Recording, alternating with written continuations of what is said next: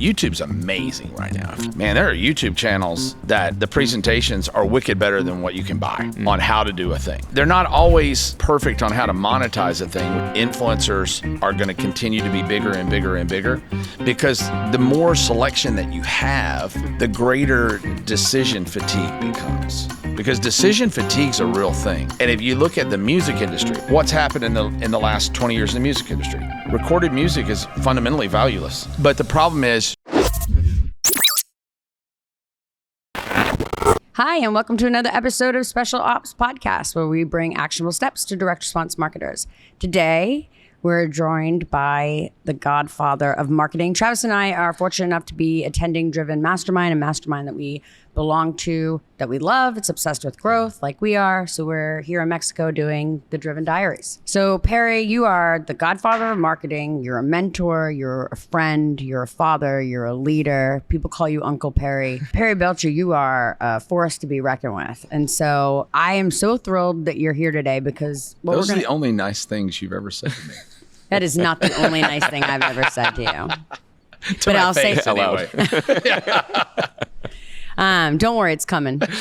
So today I'm super excited because our topic is direct response is dying and what you need to know. And you and I have spent a lot of time planning in your companies and thinking through, and I think you have some of the most brilliant insights on the topic. So I'd love to hear your thoughts. I don't think direct response is dying. I think that direct response as an information delivery vehicle is certainly wounded. And if not dying close to death, right? Because the problem is, like today, you can get the steps to any damn thing. You know, YouTube's amazing right now. If you want to mine information between YouTube and Scribed and the books that you can read and the podcasts you can listen to, there's a glut of information, and it's not even incomplete anymore. It used to be really incomplete. So direct response marketers were really good at, we used to say useful but incomplete, right? You want to give somebody something they can use, but not quite enough to finish the recipe, right? Today, man, there are YouTube channels that the presentations are wicked better than what you can buy on how to do a thing. They're not always perfect on how to monetize a thing, which there's still some opportunity there, right? Because like I always say, if you write a book that's how to grow earthworms versus how to grow earthworms for fun and profit, the second book's worth infinity times more, right? Right. But the problem is you still got to make the guy go grow the damn earthworms, right? And I think that there's still a lot of opportunity in moving people to take the action that they need to take, more like 90% inspiration, 10% information, right? So maybe the 10% information are the hacks that you don't quite commonly find. And believe it or not, I'll give away a secret here. If you go ask ChatGPT, give me 10 hacks in the earthworm farming business that are little known but really effective, I'll be damned if it won't give you the 10 hacks, right? Which is crazy, right? So even the hacks don't matter. It's all out there, right? But so why aren't people doing more? You know, if information is the freest it's ever been, the most abundant it's ever been, the best it's ever been, the most detailed it's ever been, why the hell aren't people doing it? It's because of fear. A fear of embarrassment, a fear of public failure. I told you a story once about, I was consulting with a large real estate company, and they sell leads, and their leads cost about $125 a real estate lead. And they brought me in because 83, I think, % of the leads people were paying $125 a lead for were never being followed up with. It's the most illogical thing. But common. But incredibly common that you can imagine. And it's because on the other end of that phone, there's a potential for opportunity, but they already know that the odds are the potential is much higher for rejection. If the potential, it's like a girl in a bar, right? If you guys, I've been out with so many dudes that'll look at oh man, that girl's so hot. I want to go dance with them. I wish I could do it. But they'll never approach the girl because the pain of being rejected by the girl is greater than the potentiality of a relationship with this beautiful girl that they just think's the greatest in the world. It's just the way that we're built, and it goes back to like caveman behavior because we don't take risk. Your brain is designed, like if you start walking out in front of a bus and it's going by, you're getting this big adrenaline thing. It's going to be super, the potentiality of pain, injury, but nobody thinks that exists emotionally, but it does, and it's probably even more prevalent. Yeah. frankly. So learning the skills to get people past not necessarily teach them how to do the thing, which does build their confidence, right? We take the trainings to build our confidence to maybe reach out and do the thing when we feel totally competent to do it. When you can look around the market, you find some of the people that are the best paid in this business, as you well know, are the least competent, right? Hey, I wasn't gonna say it. Who's got two thumbs and knows this guy? You know, but sometimes they're the least competent, but they're the most confident, right?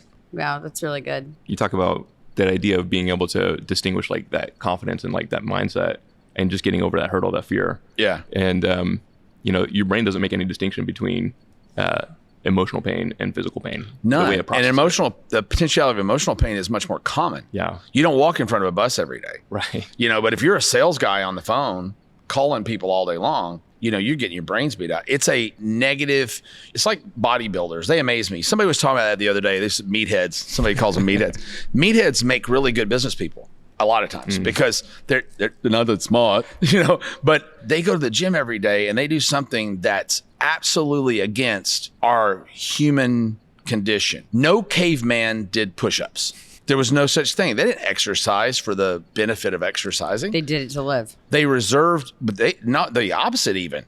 Okay. They would go hunt and then they would sleep for 3 days. So they would reserve their strength and reserve their energy for bursts. Yeah. And that's where we talk about, like in Driven, about hunters and farmers, right? Hunters, as an entrepreneur, if you're a true hunter entrepreneur, you tend to work in bursts. You don't get up at 9 to 5 and go to work and plow the fields. That's a farmer activity. To wake up at 2 o'clock in the morning and write 104 slide presentation like I did a couple of days ago, right. That's a hunter activity. I had the same day the presentation was. But I had the energy to do it, right. and a lot of times, you know, that's why hunters procrastinate. Right? The hunter didn't go hunt till they were out of meat in the cave. No shit. They didn't say, hey, you know, I'm gonna go hunt on Tuesday because we need to stockpile our meat, because there was no stockpiling of meat. You hunted when you were out of meat. And we've evolved like this much from caveman status. We think that we're all sophisticated and everything. We're not. The vast majority of our decision making comes from this little bitty tiny reptilian brain in the back of your skull. It's about the size of a walnut. I want to come back to topic. If the information sharing part of direct response is wounded or dying, and I'm a direct response marketer who's selling information, where would you point me? Where do I go? Where did you go? Because that's what you do. Yeah, I still do sell information, right? Okay. I sell it for a lot less than I used to. But you're making more, so tell us how. Yeah. So, I sell it for a lot less, and I think less is more. So a couple things, if you cause and effect, right? Sometimes I'll look at something and, this is why that worked. But I usually don't figure it out that way. I don't usually see a trend and then work to the trend.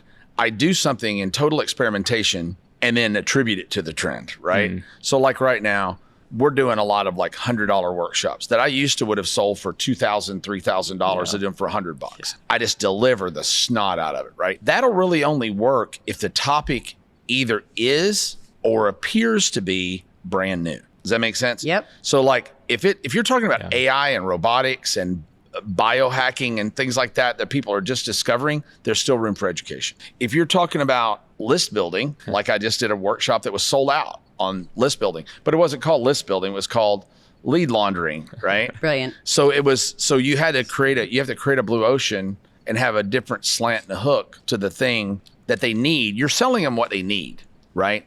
But they're not gonna, I've already heard of that, or you know that. You know, it doesn't work that way. So I think getting more buyers into your funnel, not more people, not more prospects, but more actually people giving you some money. And it's still a variation of the tripwire, weirdly enough, right? But then offering a live or a near live experience. And if you look at the music industry, right? What's happened in the last 20 years in the music industry? Recorded music is fundamentally valueless. Right. Just like recorded information today is fundamentally valueless. Because you know why? It's old. Even though we like old music, but it's not worth a lot of money. But old information, it stinks. It rots like bananas, right? It can hurt you to have old information, right? So I think that but concert tickets are at an all-time high. They're the most outrageous, most expensive they've ever been. Yeah, outrageous. And if if you apply that, I do look back and I think, oh, I could sound smart and say, I identified this trend and I followed the trend. I didn't do any of that. I just kept throwing a lot of shit against the wall to see what would stick, right? And it just turned out that these live workshops have really worked. And I think that it models the trajectory of where other things have already went.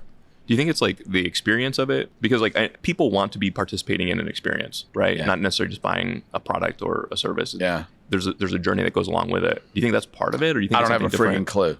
I really don't know. I mean, why would you pay? It's amazing to me. Why would you? Because look at these concerts now. They're in stadiums, right? You're watching them on TV. Yeah. You know, you're literally sitting in Cowboy Stadium watching Britney Spears on a big TV, and you can see a dot down there, or not Britney Spears, Taylor Swift, or whomever. You can see a little dot of a person down there that you couldn't possibly make out. That could be me in a tutu, and you wouldn't know it from your seat, right? Unless you had that big Megatron. So why do people feel the need, instead of just listening to Taylor Swift music in their car? I think that is such an easy thing to answer. I don't know what it is. If I sit and I listen to it in my car, that's great. I get this feeling of like singing poorly down the street to myself. Or I can have this experience with these other people. What do people want to do now? You've said this to me. They want to have fun and they want to feel like they belong to something. Yeah. And so if we can be at this concert in Wrigley Field together with 50,000 people, I have 50,000 friends for the night. Yeah, that's fair enough. I think too, the live thing, I've done a lot of ad hoc in my life. I'm a spontaneous guy, right? I noticed. For the most part, good or bad, right? But we do these things when we do events. We always do a thing at the end called Unplugged. And as everybody's breaking down the room, we sit up front and we just take any question. You take it and we'll run with it, right? I think those are popular largely for why people like to learn live. They know that if you're willing to stand up in front of a bunch of people live and teach a thing, you probably know what the hell you're doing. Because if you don't, you look like shit quick. I mean, you really got to be good. We've seen it. But you don't see a lot of low-level, entry-level, poor marketers, poor teachers, poor gurus do live because they can't. You know, if you gotta be pretty doggone sharp about your topic, just like you got to be sharp to be a great re-requested podcast guest. You know, if you're going to be on podcasts, you're going to be on a lot of podcasts. Podcast guests are chosen by podcast producers who have seen podcast guests on other podcasts, right? For the most part. Right. And they know, wow, I'm going to get that guy on my podcast or that girl on my podcast, so she really knows what she's talking about. Where a podcast isn't a pre-recorded event, you know, where you can just get stumped. You know, right now we're in a presidential thing, and I know this is dated, but one of the candidates has been criticized for not taking a lot of live appearances. Right. Because it's a lot easier to trip up, right? So I think that's part of it. I think part of it is involvement. I have mastermind groups and other business groups that I host that I have members in. I always let all my members come to these things for free, right? It's part of the deliverable, right? And because a large portion of the audience are already, you know, Swift. I need a name for Swiftie fans, right? Belchy fans. They're already Belchy fans. So they're already fans. That helps to create an environment where, you know, you may have never seen Taylor Swift before and not know any of her music, but you go into one of her concerts, you're going to fall into that more quickly because there's all those fans there. I think that helps. But there's a lot of reasons probably why it works. I don't know why it does right now. I'm also curious about like things, because you're really good about seeing where the puck's going, right? Like seeing the trends that are happening or responding to those and anticipating what's coming next. I'm curious if you have like some ideas on the direct marketing. What's coming next? Yeah. What's coming next? Because we know you know. Yeah. You were talking about AI 5 years before AI was a thing. And then you were talking about robotics when AI came out. Right. You described MindPal to me 3 years ago in your living room. What's coming, Perry? You know what? For the first time, it's harder for me to tell. Really? I think anybody that tells you they know what's going to happen with AI and robotics is full of shit. Or direct response or marketing, everything. Or everything. I can tell you, you know me, where am I putting money right now? Okay, that's a better way of asking. Where are you putting money right now? Where am I putting money right now? I'm investing in septic tank trucks, paving companies, digital publishing companies still, because digital publishing, I think, is still a thing that hasn't quite matured yet. You know, I'm putting money in places that are going to be least affected by AI. I think that influencers, while I shit all over influencers for the longest time as the dumbest thing ever, I think influencers are going to continue to be bigger and bigger and bigger, because the more selection that you have, right, the greater decision fatigue becomes. Because decision fatigue's a real thing. I mean, when you're trying to buy a car now, it's harder than ever to make a car buying decision, because you can go on and analyze every aspect, the heat seater warmers and I was in your car the other day and I was amazed at how cool it had much better heat sealer warmers than my German car had or whatever. So it's not my fault I have a better car than you. Yeah, it's not. It's just true. So, but the point is, it takes longer to make those decisions. So sometimes people just want to be told what to do. Yeah. They really do. I make a lot of money because of that. I know you do. Yeah. And I know I call them a lot of times with the dumbest shit. And I know a lot of times you just pick one. I know you don't have a lot of intelligence in that decision. That's not actually true the way my brain works. It works. I don't just pick one. I don't. I think of consequences. You don't know that word because your consequences come to me. But I think of consequences, and then I think, what am I going to do if I end up with this consequence, and which is the least? Well, I know, because you've got to deal with the consequence. But right. But I used to work with a company that was big in the astrology business, and they did low-end astrology products. But the way they made money was referring those customers off to the Miss Cleo, fortune-telling phone lines. A piece of data that blew my mind was if one of these people that calls a fortune-telling line calls the same fortune teller twice, they'll spend an average of $8,400 in the first year for advice from a storyteller and from a storyteller. From a fortune. Well, from a storyteller. You were right the first time. But they're like, hey, I'm at the store. Should I get the crunchy or the smooth peanut butter? And all they have to go is the crunchy. Definitely the crunchy. Oh, thanks. They just the cards say the crunchy. Well, our the amount of decisions we have to make in a day now are so much more than they used to be. Yeah. This is a little off topic, but not really. I did a study one year. I used to spend a whole year studying a subculture of people, and I studied this whole subculture of weird, like, for lack of a better term, sexual behaviors, right? And this lady wrote an article for Rolling Stone that she was an entertainment attorney that represented high-end entertainers and sports figures, made millions of dollars a year, and she lived her life as a slave. She was in a slave-master relationship, and she said that if she got out of it, she would look for a new master tomorrow, because by the time she got home, I've even seen you do it, because I know you make decisions all day long, and I've been in your house, and you're like, get food. I don't care what it is, just pick. I don't want to decide. Nobody wants to. Right. I don't want to pick the food. I don't want to pick $2 million decisions all day. Yeah.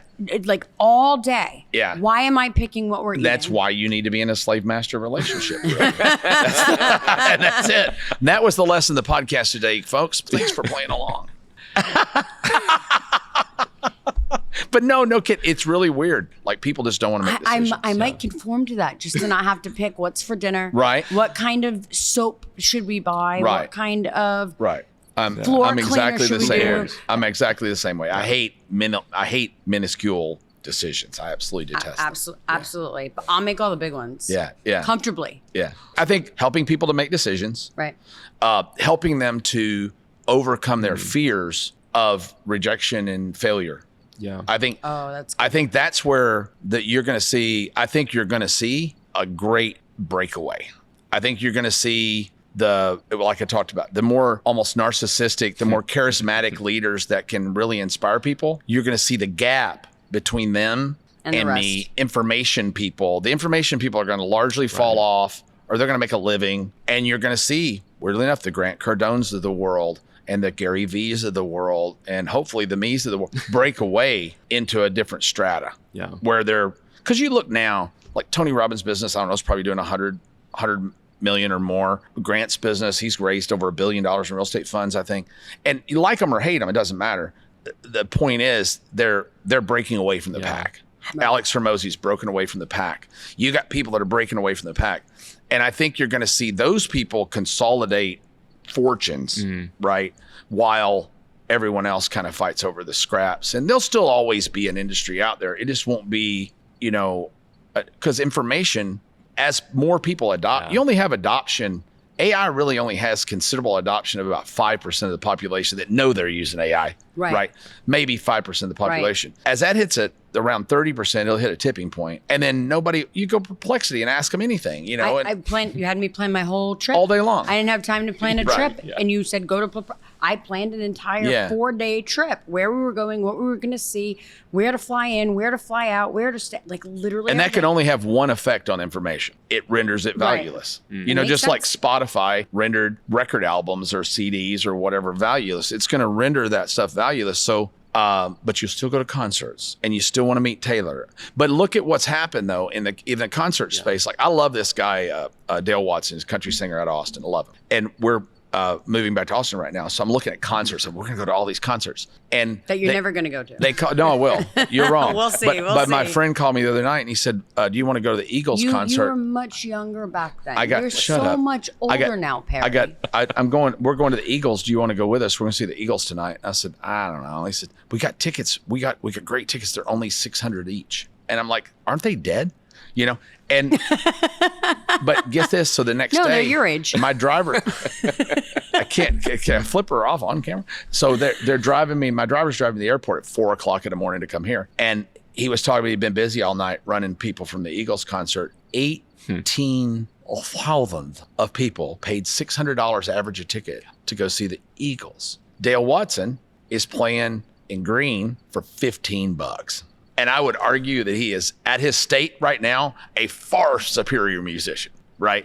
But it's just amazing that there's that. And I think you're going to see that not just in direct response. I think you're going to see it in every industry pretty much, other than maybe septic tanks and pavement and crap like that. Because I do follow macro trends. I look at a lot of macro trends. Like right now, I'm investing in home services and trades because for every 10 people retiring from the trades right now, only 4 people are entering. So that only has one way to go. It's inevitable. There are 3 giant trends, right? If somebody wants to invest a lot of money in right now, there are so many people going in. The only thing that might save direct response is the amount of people entering entrepreneurship for the first time. That is insane right now. We have the largest influx in history. There are 50% more corporations have been filed, small businesses have been opened in 2024, and what month are we in? September? October of 2024, then we're 50% more than were filed the entire year of 2019. So you're going to be up probably almost double in business license filings. So you got a bunch of ding-dongs starting businesses. Right. So they're going to blow through a lot of money. Some are going to make it, most aren't, but regardless, they're all going to blow through a bunch of money. They're going to put money into the market. So there's going to be a lot of, the second one is AI and robotics integration, which is going to go on for at least 10 years. So if you want to really get into something you can stick to for a while, get in helping people integrate AI and robotics into their businesses. And let's be clear about that. Integrate, not teach them info about. Because we've seen the people who are teaching info on AI and robotics, they have hit a wall. Exactly. A wall already earlier this year. Exactly. So it's actually being one of them, right? I had one of the first events in that space, and it's harder and harder and harder every time we sell tickets to that. Tickets to it. But you've done a really good job of going from this is what AI does to this is how you use AI to make money to this is how you use automations to not spend money on people. Like you've moved with it. You didn't try and teach the same thing over and over. And now we're teaching independent business models of AI in the next one. So, and I don't know how long they'll go. Third is the silver tsunami, right? So you've got many more people getting old than you have new people being you're born. One of them. And being born, and you have far more people that are having to work to pay taxes and Social Security and things like that to support people that are beyond work age, right? So this is a big problem in Japan right now. It's enormous in Japan. It's coming here. It's big everywhere. How would Perry really think? How do I come up with AI, robotics, and automation for entrepreneurs serving the seniors market? So good. So if you take those 3 things and you put them together, it would be almost impossible to lose. Because everybody thinks they're smart. And, I watched this guy, Bill Gross, does a talk on TED.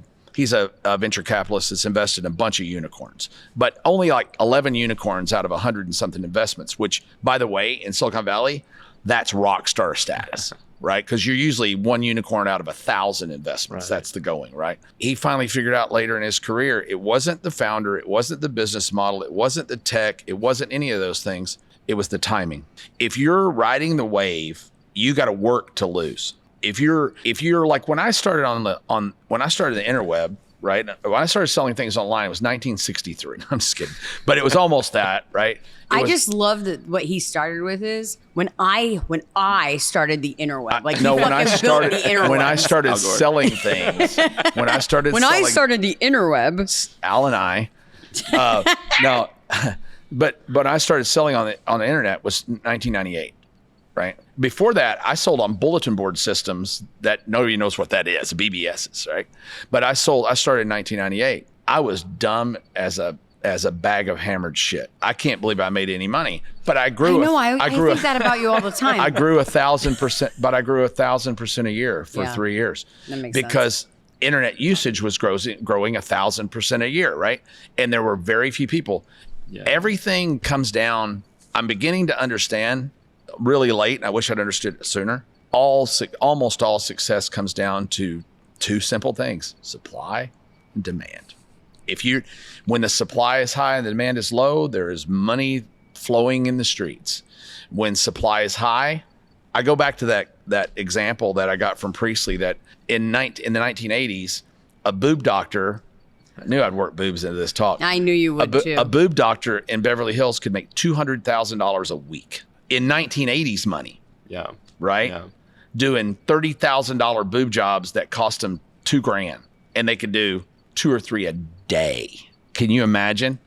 They could do 2 or 3 a day. Today, a breast enhancement doctor in Beverly Hills will struggle to make $200,000 a year. Why? Because a boob job's $3,200. They make about $1,200, and there's 1,000 boob doctors in Beverly Hills. So when you get down to the real truth of it all, if you can read the tea leaves of kind of where the puck's going, and just be smart enough to not ignore that. Some people get an idea and they ride that thing to death. Right. They ride it to the grave. Right. We watched you pound that into someone's head here at Driven during the hot seats today. There's an old movie, Danny DeVito somewhere was doing this movie years ago, and he's a corporate raider, and he says, I'll bet the last guy that made buggy whips made the best goddamn buggy whip in the world. But it didn't matter because people started driving cars. Yeah. It doesn't matter. So, not pivoting is a giant mistake. Yeah. When the trend is going against you and the supply and demand curve has hit the bell, get the hell out. Go do something else. Don't niche down. Yeah, don't niche. Yeah. Don't double down, right? Don't double down. Yeah. Wow, Perry, thank you so much. I've been picking on you the whole time, but you're one of the great loves of my life. I love you too, honey. I know you do. We have a phenomenal You're like working... the sister I never wanted. And you should fire me. We have the same conversation every time. Just fire me then. I know I speak for both of us when I say we're so thrilled that you came and you just crushed it on stage. Yeah. For 2 days. You still have 2 more days here, and taking the time to sit and feed into us. I didn't have a choice. No, I know, but I'm just pretending for the cameras. That's fine. And in all seriousness, thank you so much. I know that you're burnt. You got to be burnt out. You've been just going and going and going. Everybody wants a piece of your time, and you so generously gave yours. So happy to do it. Yeah, thank you so much. We hope you come back many, many, many times. We hope you live long enough to come back many, many, many times. Yes. I'm sure I'm going to live a long time because I'm miserable with you. Oh, well, that makes total sense. Yeah. And so that's You've gotten a lot more done, though, haven't you? I've got a lot more done. These guys, I can't do it. I can't. If she told you, I can't do anything. That's not true. I don't do that much. You don't think through things. Yeah. But these guys take my crazy ass ideas and which are brilliant, turn them into concrete reality, though, and concrete companies. It wouldn't like concrete companies. It wouldn't. You can be as smart as you want to be, or smart as you think you are, regardless, kind of like me. But if you don't execute, I read somebody wrote in a book I was reading not long ago that an operations person with a bad idea can make money. Hello. I An operations person who tricks a brilliant marketer into paying them every month to teach them all kinds of stuff and give them great ideas Make even more money. makes a lot of money. A visionary without the ability to execute lives on a street in a box. Yeah. You know, Right. it's just true. It's true. Execution is more valuable when you can put the two, ideation and execution, together. It's incredible. And these guys are the best in the business that I know.